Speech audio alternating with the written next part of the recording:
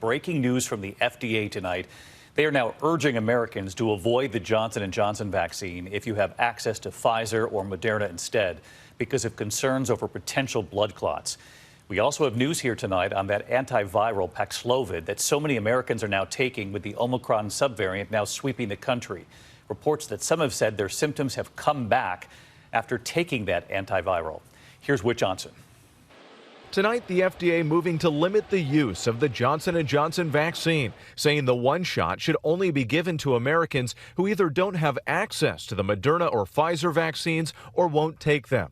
The FDA pointing to the real but rare risk of blood clots after the J&J shot. It comes as COVID hospitalizations and deaths are expected to climb for the first time in months. In the last 2 weeks, ER visits up 44%.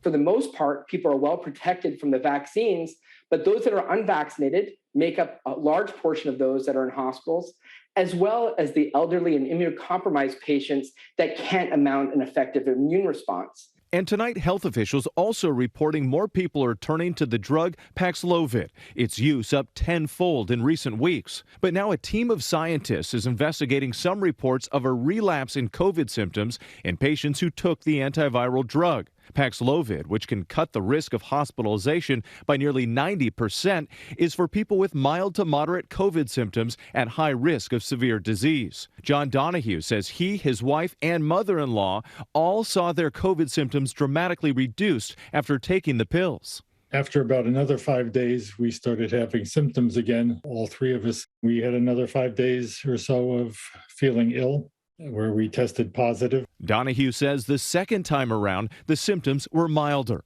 The CDC says the reports of relapse are a reminder that anyone who develops symptoms of illness during or after isolation should remain isolated, masked, and seek out testing in clinical care. For patients who get recurrent COVID symptoms, the FDA says there is no need to take more Paxlovid.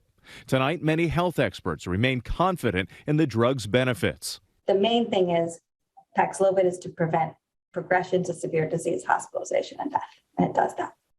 All right, that's the news on Paxlovid. In the meantime, let's get back to Whit Johnson. I want to go right back to the news from the FDA late today, just before we came on now, limiting the use of the Johnson & Johnson vaccine, saying to get Pfizer or Moderna if you can instead, pointing to this risk of rare blood clots. But I've got to think about all the people out there, Whit, who are asking themselves, so I got this many, many months ago. Should I be concerned? Exactly, David. Millions of Americans got the J&J vaccine, and while there is a low risk of blood clots, that's only been seen in the short term, the days and weeks after the shot. Health officials have been recommending the other vaccines for months now because they don't carry the same level of risk, but this is the furthest they've gone in actually limiting access to J&J. David. All right, Whit Johnson on the breaking news tonight. Whit, thank you.